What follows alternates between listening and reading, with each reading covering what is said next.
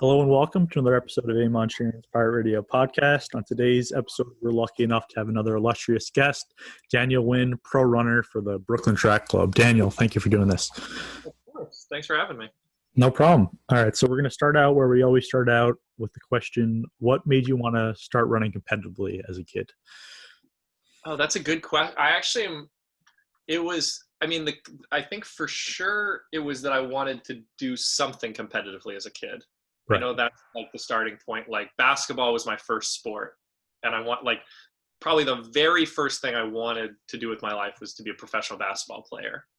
But my dad is a really good runner. I knew he was good. Like he ran 4:20 in the mile as a junior in high school back in like Cinder track days and stuff like that. So I knew there was kind of some talent there. And then he was still running as a master's runner. When I was in high school, he actually set the American age group record in, I think the 15 and 20K on the roads for 60 to 64. He has those American records, or at least he did. I think he would have told me if they got broke. So I don't think they did, but they have since then. But, so I knew he was a good runner. I like pretty much playing any sport. So it kind of made sense. So definitely from a young age, it made sense. I didn't try to be a runner at all until I started high school. And then I didn't take it seriously until at least my junior year of high school. And then it was like, I want to go D1 and I want to break 4 in the mile, and all those ideas started coming into my head. Gotcha. Yeah. So that changed quickly. And you grew up in Oregon, right? Yeah.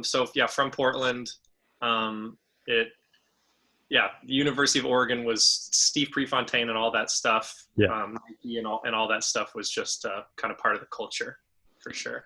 So living out there compared to here, is it running like much more prevalent out there? Is everyone a runner?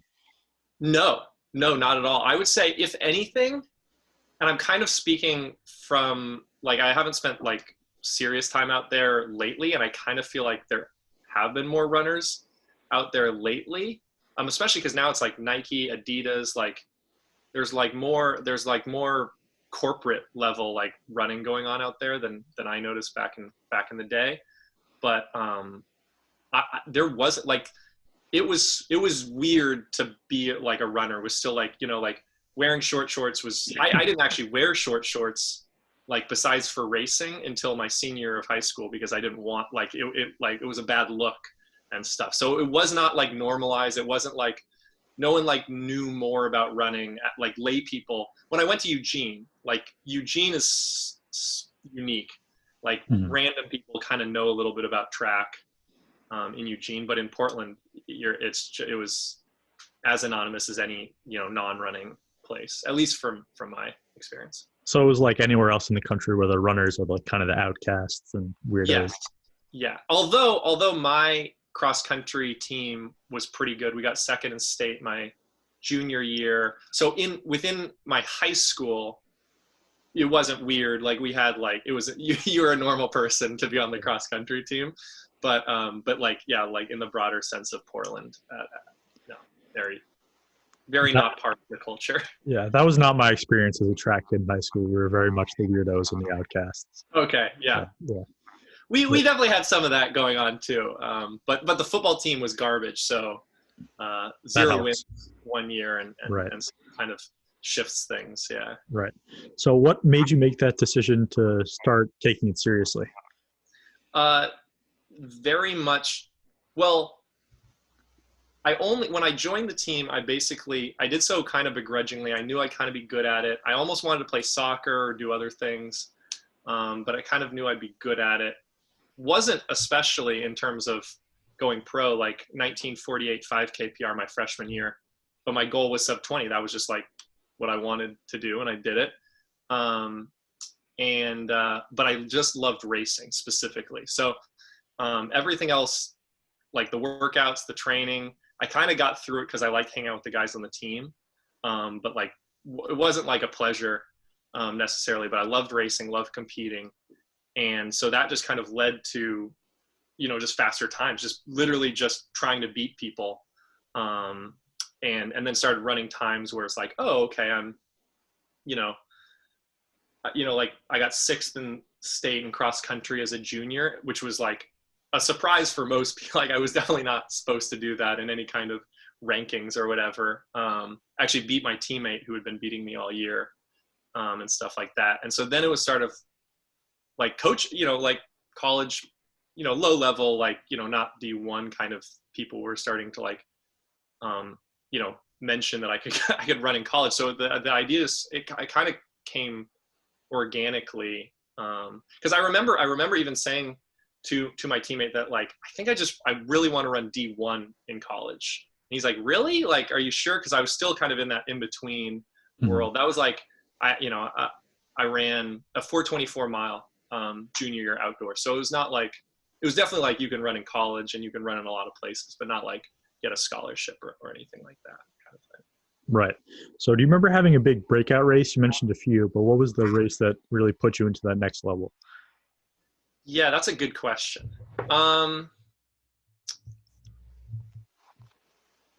You know what? Okay, so that same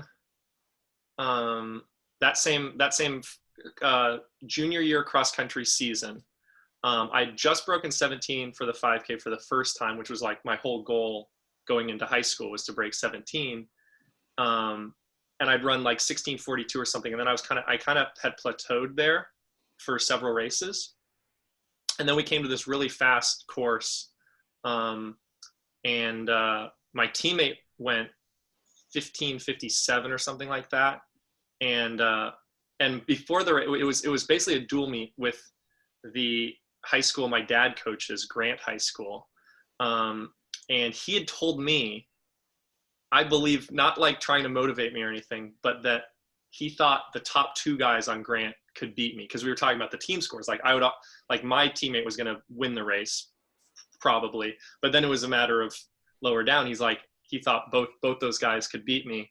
I beat both of them. I ran 16:06 for 5K. So just not like my goal was to like run 16:30, and it just like happened like that. And then it was a fast course, but it proved not to be a fluke when I like won the district meet and got sixth in state. And that was, yeah, that's going from, like sub 17 is great, but a lot of people do it, to like, you're actually one of the few guys, in the whole state, winning or placing highly in meets. And that was probably if you're going to pinpoint it in one race, between being like, maybe I'll run in college, to like, oh, definitely, like this is something I'm good at. Something that's possible. And yeah, that's obviously a huge jump from sub 17 to close to 16. Yeah. How does Oregon, I guess, is that the right way to say yes. Oregon? Yeah. How does Oregon University come into the picture for you? So that was, it was basically, the thought process basically was, I want to go D1, because I always, like, in terms of being competitive, in terms of that being kind of the impetus for my running, it's always like, well, I'd like to be able to compete against the best people I can possibly compete against. They're in D1, so I wanted to be in D1 just for the competition's sake. And then it was like, well, I pretty much want to go to a state school for like tuition's sake, basically. and so it was like Oregon State, who they kept on saying they were going to have a men's cross country team and still don't. But I remember like recruiters came and they're like, yeah, we're gonna have one in a year. And Oregon, and the problem was I couldn't make the team at Oregon, or quite possibly I couldn't. But I went to their like cross country camp the summer before my senior year, and like got to like meet the head distance coach, Andy Powell. He gave me his business card. I won like the 5K kind of time trial that we did at the camp, which certainly didn't prove that I was at the caliber necessarily to make the team, but it at least, at least I won it. So I kind of had like a modicum of interest from him, just enough that he would like put up with my kind of email check-ins. And then that next cross country season, like I kind of gotten out of the thing where I was just racing and beating people, and the time was just coming down naturally. And I got like obsessed with those like specific, like, here's how you go to a D1, here's how you get a scholarship times. And I like wanted to break 15 in the 5K, and I didn't come close. And I lost the state meet, which I wasn't expecting to do. And so it started to be pretty shaky on whether I had like a resume to justify going to Oregon, but it was where I wanted to go. And I just kind of, I almost begged my way on the team, just in that, like, in retrospect, like Andy has said, like, I pretty much recruited him, not the other way around. And I just kind of made a point of being like, yeah, like, if you'll let me. And he basically said, like, he likes having in-state guys because, you know, it is the University of Oregon, so it's nice to have those people coming up from the state, because obviously they can get recruits from all over the country. And that kind of was, I think, critical in me making the team. If I weren't from Oregon, I don't know if just on paper I would have been accepted. Right. So at least you got your foot in the door, and now you're on the team. What was that initial? Was it intimidating at all, with obviously the history and the prestige of the Yeah, school? yeah. No, it was very intimidating. I definitely like thought I was gonna do well. Like, I just thought, like, for some reason I believed in my kind of talent. But then it was almost discouraging, because it's easy to think that like guys like I kind of like very luckily qualified for NXN, getting 11th place in my region and then 82nd in the nation. So there's all these, you know, guys that, and you kind of, you when you're out there, when you're just running a race and you get 82nd, you kind of can feel like I could have beat like half those guys, just like give me another year, you know, whatever. And you don't really, and you think like, I'm talented. Like I can see like I'm making progress. And then when you actually train with those guys that were crushing you at NXN and stuff like that, and you started to realize, oh no, they're actually just more talented. It's not like they're ahead of me, like maturation wise, or like it was almost more intimidating when you actually see close up the training of these guys, including like my fellow freshmen, who like I was just like, oh, I'll quickly catch up with, you know, with these guys, and they're like, oh wait, no, this is more talent than I thought high class talent looked like, kind Right. of. Yeah. So that must have been a wake up call. I know some of your teammates were Johnny Gregoric and Colby Alexander. Were they Yeah.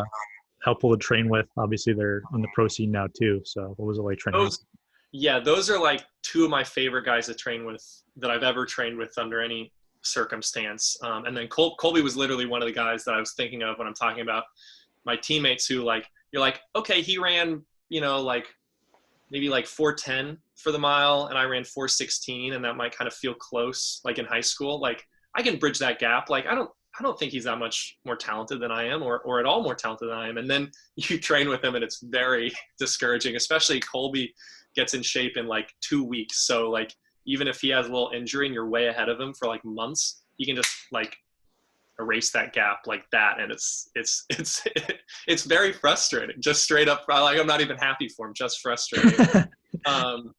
And then Johnny transferred his 5th year from Columbia and was like a perfect fit for our culture and our group. And like, he and I, especially our senior year, that was like one of my main workout partners, because we were just the 1500. Like, that was our race, our event, and we're kind of similar athletes. He's a little faster and just a little better than I am in a lot of ways, but still similar athletes for sure. And it's kind of similar people too. So That's cool. It's nice to have people to push you, get along with, and just have the boys right there next to you, helping yes. you along.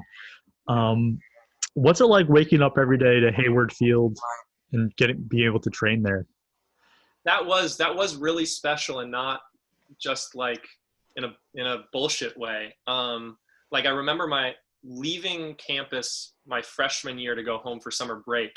I remember kind of noticing like what I wasn't missing, or like didn't care about my dorm, like never needed to like think about that again, or lots of things. And like, I remember like the last time I was going to be at Hayward for one last practice before, you know, like whatever, a 3-month hiatus, and being like, I'm going to miss just being here, just like ice bathing outside. Like, it was like a kind of special place for me. And it, like after one of the cross country state meets, which is in Eugene, my head coach had our whole team like sneak onto Hayward at like night and like run a lap on it. So it was something that I kind of, you know, you'd grown up kind of knowing that it was special, and it was special to also make it not feel special. The everydayness of it was itself special. So I really appreciated that place. Yeah, it's absolutely breathtaking till this day, and obviously it's probably the most legendary spot there is in track and field. So Yeah. I can imagine that's just a really cool experience to look back on. I also had a quick question. The forest track, there's probably like a specific name. Did you get to train there at all? Like with the, is that near the university? Oh, the Nike track? Yeah, the Nike track. Yeah. I don't think I've ever really done a workout there because that's in Beaverton, right outside of Portland. But that is a cool track. What I have instead is about 2 minutes from my apartment right now is the Red Hook track, and it's just the blue collar version of the very famous Nike track, because instead in the middle it's all overgrown. It was like a football field where you can still see like the goalpost, but it's completely overgrown and dilapidated because it like got closed down because of like, it's either lead poisoning in the ground or there was some poisoning going on. And so it's the same situation where it's like all foresty in the middle, but with like a gated fence surrounding it. So I'm very comfortable running on a track where you can't see across the way from, but far more often it was the Red Hook track. Yeah, New York's answer to the Nike track is little lead, and nothing like little lead to get you through the workout. You should check out like Google images of it, because every time it was the first thing I thought of when I saw it, and a lot of people when they see this Red Hook track, they're like, oh, that reminds me, but in the worst way possible of the Nike track. All right. So do you have a highlight college race that you look back on fondly? Yes. I basically pause to not immediately say breaking 4 in the mile for the first time, but that's gonna be it. I mean, I had 3 goals for myself going into college, which was break 4 in the mile, become an All-American, and win a team national championship. And so it was about a month after I broke 4 for the first time where I got to do all 3 of those things in the same weekend. Damn. At NCAA indoors, where I broke 4 in the prelim, got All-American in the final, and it was the guys in the 3K that I wasn't participating in, but that race, they went 1, 2, 3, and it did Eric Jenkins, Ed Cheserek, and Will Gohegan, and that clinched the team title for us. So that race that I wasn't participating in is one of my absolute happiest favorite moments. But breaking 4 for the first time, it was something that I believed I was going to do a lot sooner. It was my 5th year, and like I'd lined up for several races before that one where I thought like this could be sub 4. And sometimes it wasn't even close. Sometimes it was a 4:05, a 4:04, like ugly races where like halfway in you're knowing it's not going to happen. And so even though I definitely was like better prepared for that than those previous ones, you still kind of had that thing in your head where you're like, well, I've been wrong before. And I really didn't feel very good during, but just kind of like woke up and like, you know, with like 400 to go, I knew it was 400 to go. I knew I could, and there was another runner, Michael Atchu, who had graduated from Stanford. So I was very familiar with him. He was like a 356 guy at the time, and he was right ahead of me. And I just lit every step of the last 400. I just said, beat Atchu, break 4, beat Atchu, break 4, beat Atchu, break 4. I did not beat Atchu. But I think he beat me by 0.01, but it was good enough. So yeah, that was, and even although again, in terms of my doubts about whether it was actually going to happen, Christian Serratos won the race by so much. He beat me by over 2 seconds, and he just seemed so far away that optically, even though in the race I thought Atchu will break 4, when I crossed the line, just seeing a guy so far ahead of you, I told myself, I was like, he probably ran 4 flat. And I like put my head down on the mat, and I just thought to myself, like, it would be like the last indoor meet we were going to run, if I didn't qualify for nationals, was in 2 weeks. And I kind of thought, as my 5th year and you don't run the mile outdoors, and I kind of thought I might only have one more chance. Because after it's not post collegiate, when you're not in the Oregon system and stuff, who knows, things can go wrong. And I was like very worried. And then just the tone of the announcer when he said Serratos went sub 4, and you could just tell that it was going to be a list. It wasn't just it wasn't just the one. So then I started to listen to that and started to get a little optimistic again. Yeah. That's awesome. You're the first ever guest on the podcast who's broken 4. We usually ask people who about their first time breaking 5, so I'm glad we got someone sub 4. How does that compare at all, if at all, to breaking 5 for the first time? No, well, breaking 5 is a really cool barrier. Because Oregon runs the 1500 and the 3K, I didn't really get like the coolest breaking 5 experience. I did it en route in a 3K. But I remember having not broken 5 and it being very important to me and being like relieved that I'd finally done it. Because it was fully like, it was basically like the only numbers that mattered to me basically were sub 5, and then my dad's 420 mile that I wanted to break in high school. And I wasn't even considering sub 4 for the longest time, but then obviously ultimately sub 4. Sub 17 in the 5K is more special than sub 5. And I kind of feel like they're slightly comparable. Maybe not quite. I'm not sure. I don't know about the conversion, but sub 17, that was really special to me. That was a really big one.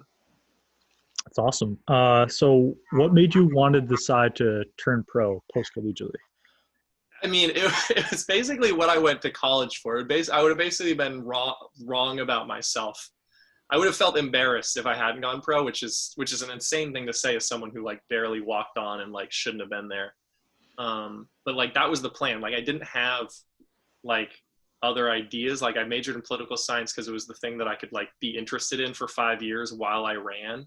I had like a midlife crisis one night where I realized that like I was fully like all my eggs in this like running basket in terms of like what I was going to do when I graduated. And in an absolute panic, I like signed up for the LSAT and was like, all right, I'll go to law school. People that have been annoyed by my argumentative nature have been telling me that I'd be a good lawyer for years. So I was like, okay, that's something. Like it just felt like I just needed some kind of like in this like manic state. I was like, who says I was like a 348 1500? No, I was a 349 1500 runner when I was going into my 4th year of college. I was like, there's a lot of good evidence to suggest that I will not be a professional athlete. And all I've done for the last, 3+ years is try to do this one thing. And I'm ill prepared for any other path. So yeah.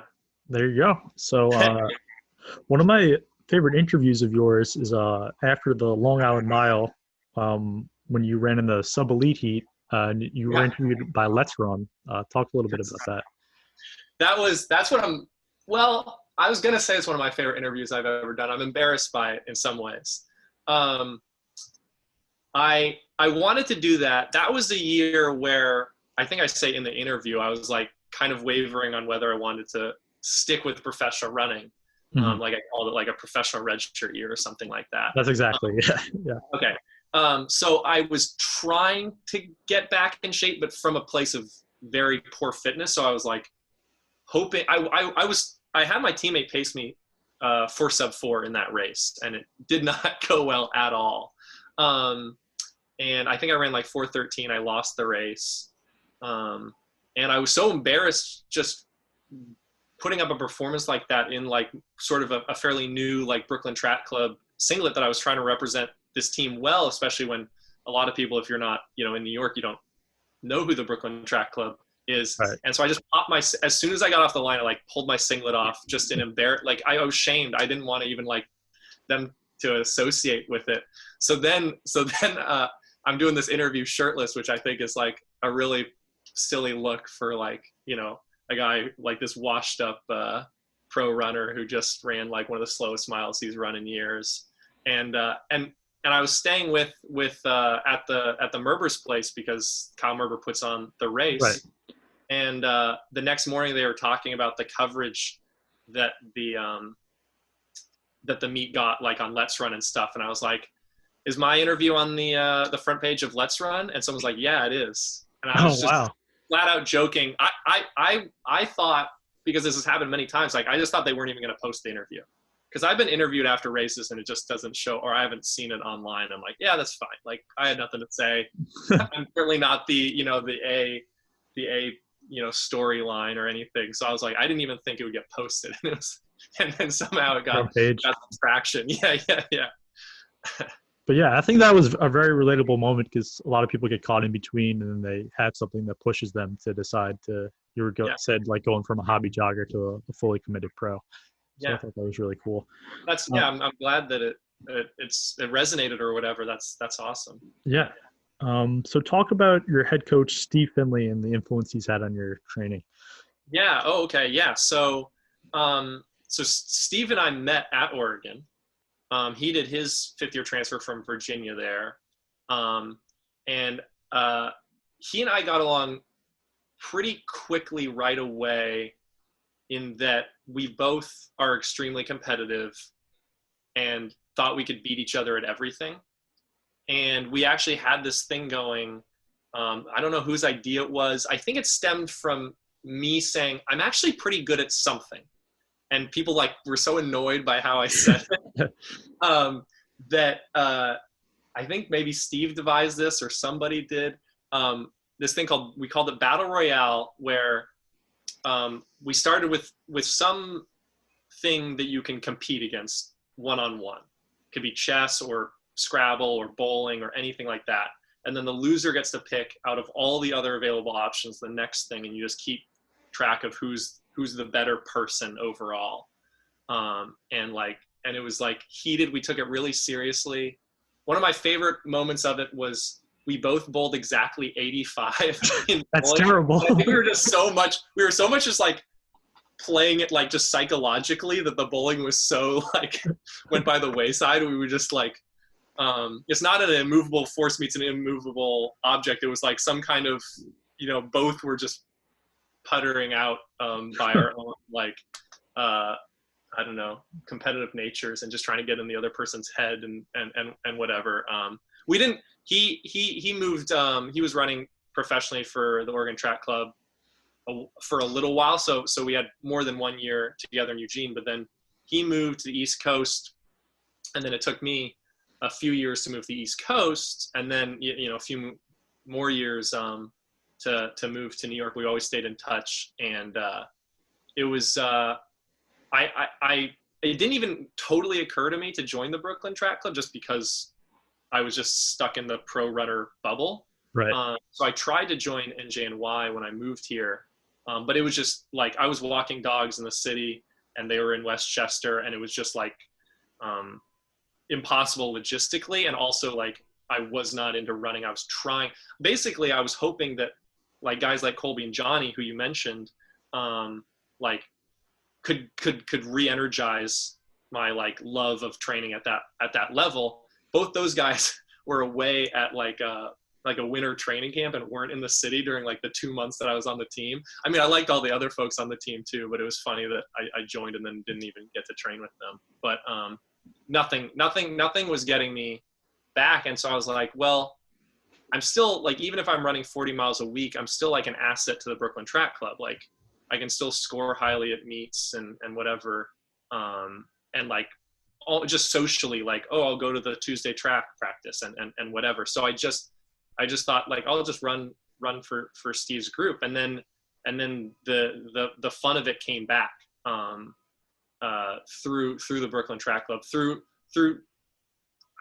not really just through the whole culture of it. It was just a fun group to be a part of, and it just made it so much easier to get excited about that next race and excited about training, because it's really hard to train hard if you're not excited about the near future things you've got going on. For sure. We're gonna take a quick break. I can only record for 30 minutes at a time, so we're just gonna take a quick pause and I'll come right back. All right. Yeah. All right, we're back with Daniel Winn. We were just talking about the Brooklyn Track Club and how it was more of like a startup group and got you remotivated to fall in love with running Yeah. again. So, what's your training like now? Who are you training with, and what are your future plans? Yeah. So we've started to get like some like a really good men's and women's team, but for me, for my purposes, like a really good men's team with like a bunch of guys that I can do all sorts of workouts with, and we have our little group text and figure out because we've got people training for a lot of different things, so you figure out where you can overlap, and we try to meet up most Tuesdays at the track for a workout. And we most recently did this sort of virtual 6 mile race in Central Park where we all met up, and like you only you had like a week to do it, but like for to compete against other teams, but we all got there, did it together. And speaking of 6 mile races, that's pretty much my training is like basically trying to be at least 80 miles a week and I've been doing that for a while. I've kind of been almost like I got really out of shape last summer again, which is something I keep on digging myself these holes. But I had to really just get. Well, I broke my toe, and it was quarantine, so I wasn't even like doing stationary biking, or I basically just like there was no real cross training going on, so I was just out of shape. So I really had to pull myself just aerobically back into some semblance of fitness. I kind of have this mindset about going up in distance. At least that's what I'm telling myself. Like I'm really like there's a very good chance I run a track 10K, which is a big jump. So I've only run 3 track 5Ks in my whole life anyway. So, but I always loved Club Cross is like one of my favorite races of the year. And so that was kind of what I wasn't being too optimistic about it happening, but like just in terms of getting excited about something, that's what I trained for. So I was kind of training for a December 10K. And so I'm just trying to kind of be a strength person, but in a way that I like to tell myself will just translate into the other events. Right. Which is basically something I've done before, but I think I think it'll be important for me to keep it going for a little longer than I have in the past. Just basically just figuring myself out as an athlete, in terms of how to peak and how to time phases. And I'm just trying to push that because one thing I always have an embarrassing time like post USAs, even when I was in my best fitness, like I peak for USAs and then it runs out pretty quick. And I'm like, when like pros run the Fifth Ave mile, everyone's like, yeah, I'm just running on fumes. Like I feel horrible. Like it's like this mutual thing. And everyone's like way done with their season, mentally burned out, physically burned out. But the other guys still run like 350. I'm like, like holding on for dear life, getting like 18th place in those races. So there's some like I just crumble earlier than I'd like to. So I'm hoping that maybe it makes sense for me to be competitive in the track 10K, but also I think it'll just help down the road in terms of the miling stuff and the spring and summer training, and just kind of keeping my options open in terms of races. Yeah, that's I think the two biggest struggles that you mentioned are peaking at the right time and finding the right race. That can be So the true. hardest. So yeah. Yeah. So Just to interject, those are two of the things that I thought Andy Powell was most amazing at Oregon. Like the way he peaked people, it was like flawless, and different people in very different events, and so I kind of like always like had this like complete trust, and now I'm more on my own for the peaking, and it's not nearly as fun because you really have to get cute with it. And then he would also be so good at getting you in the right race for you to succeed. Going in just to circle back to my sub 4, right.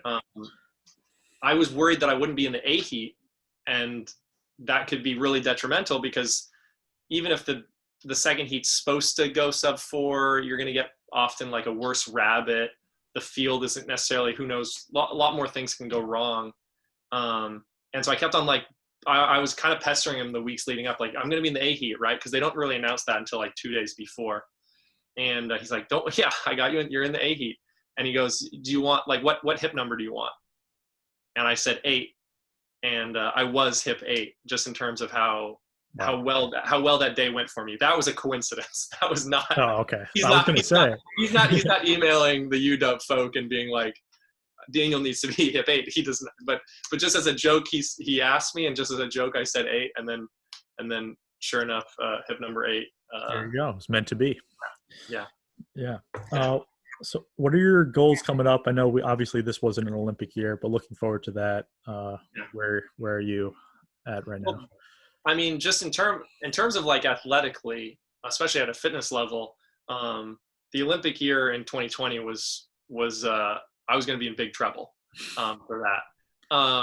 And so I definitely needed some time. And what I've been telling myself since, kind of on the same note I was talking about in terms of my training attitude, I have this goal to qualify in 4 events for the trials, which is another kind of thing where it's like, it's a goal that I think will at least lead me in the right direction toward whatever I need to do. If I don't qualify in 4 events, I won't be upset. Right. But the idea is that I could run times that would get in the 15 5K steeplechase, which I've never raced ever, or even gone over a water pit once, and 10K, which I've also never raced on the track. But just in terms of trying to be kind of ready for everything, just basically just like, I know who I am as an athlete at this point, and so I don't think I'm going to win USAs in any event. Just like that's not the goal. So I kind of more really, it's like, where can I, like, if I can decide really late what event I can compete in, let me maximize my ability to get top 5 at USAs or something like that, or even like top 3 without the Olympic standard would be amazing for me. I'm not going to pretend otherwise. So that's the mentality right now. And it's coming from that kind of, keep the 10K stuff going longer and keep that stuff in the system so I can do everything, hopefully. I like that strategy. Have you thought as far ahead as, if you do qualify for all events, what would be your plan going into the trials? Yeah, I mean, it would literally depend on what the fields looked like. Okay. I would want to try to do multiple things, hypothetically. One thing, like, I like racing. I like racing the championships. It's just like my favorite thing. Right. Like, I love running rounds, but also it's the most stressful, worst experience to go through, because there is no success. There's only failure in a prelim. Right. But I would honestly be kind of sad if, like, I've already run my last 1500 prelim, because 1500 prelims are basically the coolest, most interesting race in track and field. Like, I will regularly watch YouTube videos of just World 24. No, there was no World 2014. World 2013, semifinal or whatever. And it is an awesome race, because it's just black and white. You got to be top 5 or whatever it is, and the tactics are so interesting. And I love engaging in that kind of thing. Yeah, there's, especially in trials and prelims, there's a huge amount of strategy that goes into it. Do you think you have an upper hand as a chess player going through these races? It's an interesting question whether the chess comes into it. The chess, I played in state chess tournaments in elementary school, like K through 5 tournaments, and was really bad under pressure, not from a mental standpoint, but like in terms of the pressure, as an elementary kid. And I think that experience massively helped me with rounds and just with running in general, because I went from someone who naturally crumbles under stress to more resilient and more able to, like, kind of handle those things. In terms of the mental side of it, I guess I would say no, in that I also think I was pretty tactically sloppy for the longest time, and like literally just had to like, maybe my ability to learn chess and my ability to learn tactics comes from the same place, but chess, I guess, didn't. Well, maybe you know, you get in depth with what it's strengthened, but I really had to, like, specifically Centrowitz, who I got to overlap with a little bit, just like fully like studied the way he races, because just the guy, you know, famously most in the right place at the right time, Yeah, he's a all the time, so master consistent. tactician. Yeah. And other guys too, obviously, like Mac Fleet won NCAA's my third and fourth year, and in two extremely different races, and so just studying those performances, and I feel like it's coming back into style for pro runners to really follow and like watch the sport very closely, because I felt like for a while runners just like, they trained and they didn't necessarily like pay attention, they didn't even know, they didn't necessarily watch all the videos and all the races and stuff, and I feel like I feel like it's important to put in the study and do the work, and that's something like you absolutely you actually, you know, in the world of chess, you know, at least in the professional world of chess, like you have to follow every game. If you're not following games, you're falling behind, period. Yeah. And so I really think it's really worth it for elite runners to very closely follow the way their sport is run. And I like to be on the start line knowing how everyone in the race likes to run, like knowing their style. And I think, like, I know there's plenty of runners who just kind of do their own thing. It's not something I would suggest, not something that I've ever tried to do. Even like in those like collegiate races where, you know, people aren't famous on the start line with you, I would like Google like my whole like start list in like the fourth heat of the Husky Classic, and kind of try to get a sense of like, oh, this guy is a mid distance guy, or oh, this guy's a 10K guy coming down, and kind of seeing like what to expect, and I just think that's helpful. Yeah, it sounds like you really do your homework. Yeah. Speaking of homework, I really enjoyed the YouTube series. Daniel Goes Back to School. Yeah, thank you so much. I actually, coincidentally, I recorded the 10th episode today. Oh, nice. Right before this. Oh, yeah. I just binged it, so I'm looking forward to. I binged it over like the last 2 days, so I'm looking forward to. Oh, awesome! Thank you so much. Yeah. So you're a chess guy. You're like a comedy background, and you're also a big movie guy. Yeah. Talk a little bit about that. Okay. Yeah. Well, I was trying to pull them all into one thing, as opposed to weird satellite hobbies. But I'll say, in terms of movies, I still am probably, but I was very just impressionable. Like when I watched a movie, I just wanted to do the thing that was in the movie, whatever. Like I remember The Princess Bride like taking over my life when I was like 5, and just wanting to like fight my mom's sticks and fence and all that kind of thing, and like and it was the Robert Downey Jr. movie Chaplin, which is at best a solid movie. was massively important to me developmentally, because I had to like then make a movie with my friend Ian Stewart, and it had to be like a silent movie, and so I just like, but that was the one that stuck. Like I didn't keep wanting to. Oh, I did. You know, I actually did take a week-long fencing class one summer. Okay. So it stuck. The Princess Bride stuck a little bit, but not the way Chaplin stuck. And so that just got me into movies, specifically comedy movies. And when you're into comedy movies, like the stand-up kind of comes with it, because all these people are doing both things. And it's just and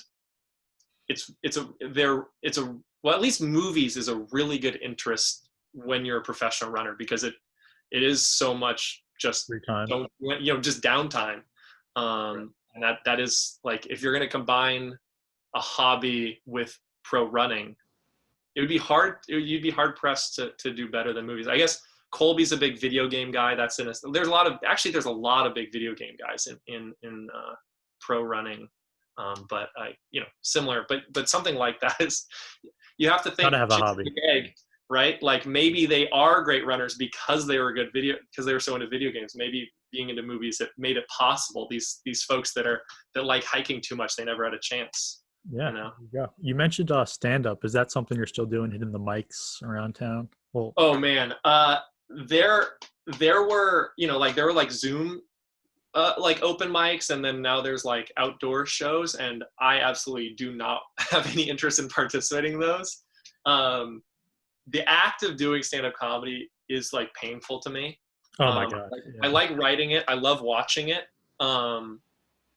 It rarely is a very positive experience, but I think it's like a healthy, good thing for me to do, and I do have that curiosity of like, will this work? Like, and you can't try it out on your friends. Like, it's nice to have this objective, anonymous audience that ultimately is just like other cynical, unsuccessful comedians. So not exactly the perfect metric, but Right.